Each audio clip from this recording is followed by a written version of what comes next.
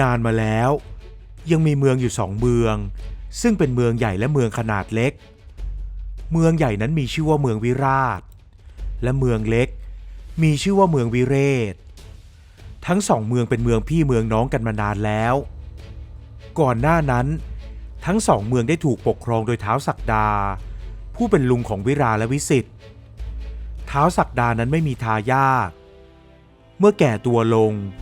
ก็ได้ยกเมืองให้กับหลานทั้ง2 คนปกครองสืบต่อไปโดยวิราได้ชื่อใหม่ว่าท้าววิราปกครองเมืองวิราชส่วนวิสิทธิ์ก็ได้ชื่อใหม่ว่าท้าววิสิทธิ์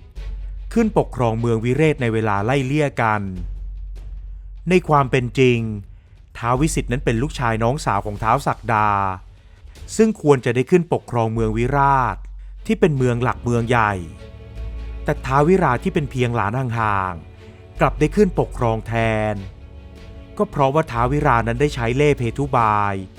หลอกลวงทำให้ท้าวศักดาหลงกลและจำใจต้องยอมยกเมืองวิราชให้อย่างไม่เต็มใจนักและตั้งแต่ที่ได้ขึ้นปกครองเมืองวิราชท้าววิราก็ไม่เคยสนใจใยดีไม่เคยดูแลเอาใจใส่ท้าวศักดาอีกเลยแถมยังกดขี่ข่มเหงเมืองวิเรศให้อยู่ในอานัตของตนเองอีกลุงขอโทษเจ้าด้วยวิเศษลุงไม่น่าหลงกลเจ้าวิราเลยท่านลุงไม่ต้องคิดมากข้าเชื่อว่าวิราต้องดูแลเมืองวิราชได้เป็นอย่างดีท่านลุงไม่ต้องเป็นห่วงท้าวศักดานั้นรู้ดีว่าท้าววิราต้องปกครองและดูแลเมืองวิราชได้เป็นอย่างดีเพราะชายหนุ่มหมายมั่นปั้นมืออยากจะครอบครองเมืองใหญ่นี้มานานแล้วแต่ที่ท้าวศักดาไม่สบายใจนั่นก็คือมีความกลัวว่าสักวันหนึ่งท้าววิราจะไปรุกรานเมืองวิเรศเพื่อที่จะรวมเป็นเมืองใหญ่เมืองเดียวเพราะถ้าทำสำเร็จขึ้นมาหลานในไส้ของเขาก็จะต้องลำบากอย่างแน่นอนลุงกลัวว่าสักวันหนึ่งวิราจะเล่นงานเจ้าหลานจะระวังตัวและจะดูแลเมืองวิเรศเท่าชีวิตของหลานขอรับในเวลาต่อมาท้าววิราก็ได้แต่งงานและมีลูกชื่อว่าเจ้าชายราเมศกับเจ้าหญิงพิกุลท้าววิรานั้นดีใจมากที่เขามีทั้งลูกชายและลูกสาวและมักจะเยาะเย้ยท้าววิสิทธิ์อยู่เสมอเพราะท้าววิสิทธิ์นั้นมีลูกสาวเพียงคนเดียวชื่อว่าเจ้าหญิงแพรไหมอีกหน่อยเมืองของเจ้าก็จะตกเป็นของคนอื่นท้าววิรานั้นต้องการที่จะรวมเมืองทั้งสองให้อยู่ในการปกครองของตนเองอยู่แล้วเขาเลยแกล้งทำดีกับท้าววิสิทธิ์เพื่อที่จะทาบทามเจ้าหญิงแพรไหมให้กับเจ้าชายราเมศแต่ท้าววิสิทธิ์ก็รู้ทันเลยได้ปฏิเสธไปและท้าววิสิทธิ์ก็รู้ดีว่าท้าววิรานั้นได้สั่งสอนให้ลูกๆทั้ง2 คนเกลียดชังลูกสาวของตนแต่ที่ต้องการให้แต่งงานด้วยก็เพื่อที่จะรวมเมืองและเมื่อใดที่รวมเมืองได้แล้วพวกเขาก็จะทอดทิ้งหรืออาจจะทำร้ายลูกสาวของตนก็เป็นได้ท้าววิสิทธิ์เลยไม่หลงกลใดๆและพยายามดูแลเมืองวิเรศเรื่อยมาแม้จะรู้สึกกังวลอยู่บ้างถึงอนาคตของบ้านเมืองว่าวันข้างหน้าใครจะเป็นผู้ปกครองต่อไปเจ้ามันฉลาดน้อยวิสิทธิ์สักวันเมืองวิเรศก็ต้องตกเป็นของลูกเขยของเจ้าให้ถึงเวลานั้นก่อนเถิดวิราเจ้าไม่ต้องคิดมากแทนข้าจงดูแลเมืองวิราชให้ดีให้สมกับที่ท่านลุงยกให้ข้าไม่จำเป็นต้องกังวลใดๆดอกเพราะข้ามีลูกชายท้าววิราหัวเราะชอบใจเมื่อพูดตอกย้ำจุดอ่อนของท้าววิสิทธิ์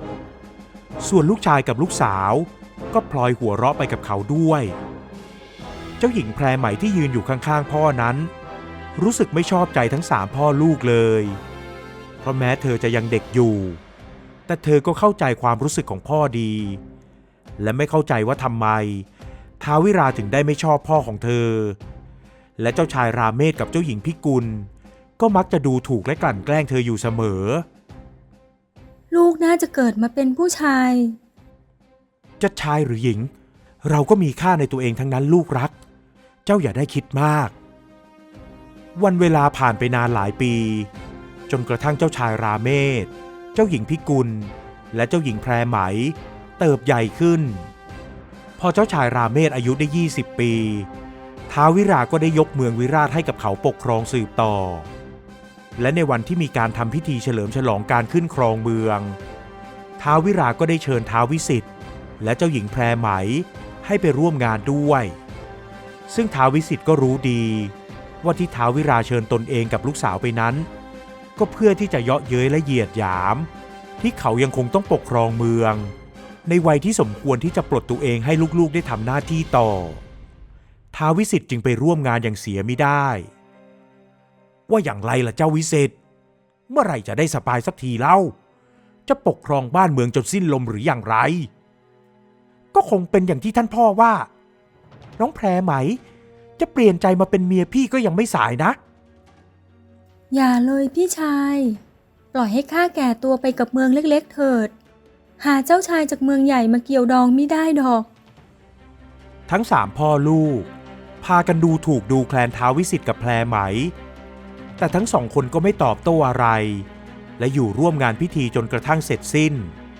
จากนั้นก็กลับไปยังเมืองวิเรศท้าววิสิทธิ์นั้นรู้สึกสงสารลูกสาวมากที่โดนดูถูกเขารู้ดีว่าเจ้าชายจากเมืองใหญ่ที่กำลังจะแต่งงานกับเจ้าหญิงพิกุลนั้นในความเป็นจริงแล้ว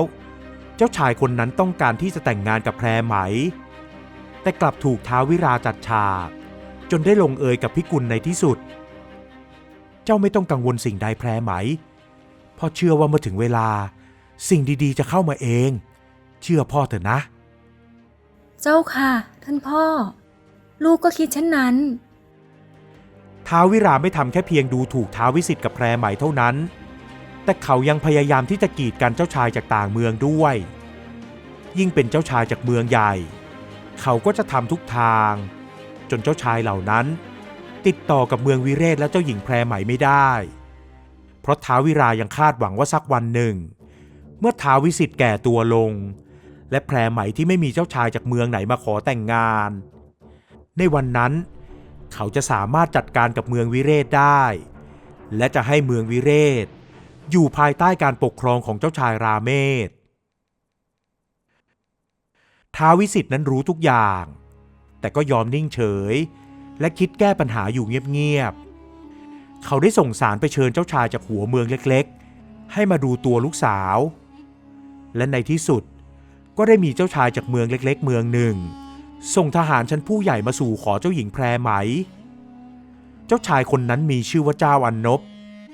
เมื่อได้พูดคุยกันท้าววิสิทธิ์ก็ถูกใจในตัวเขา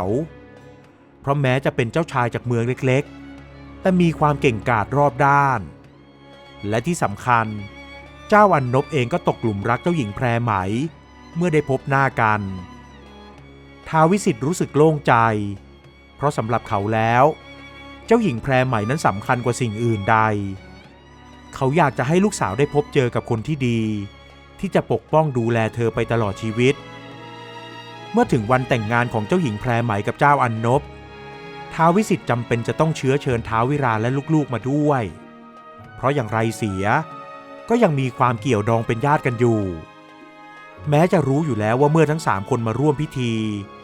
พวกเขาจะไม่ให้เกียรติและมีแต่คำดูหมิ่นดูแคลนให้แต่เขาก็จำเป็นต้องเชิญมาว่าอย่างไรเจ้าชายจากเมืองไกล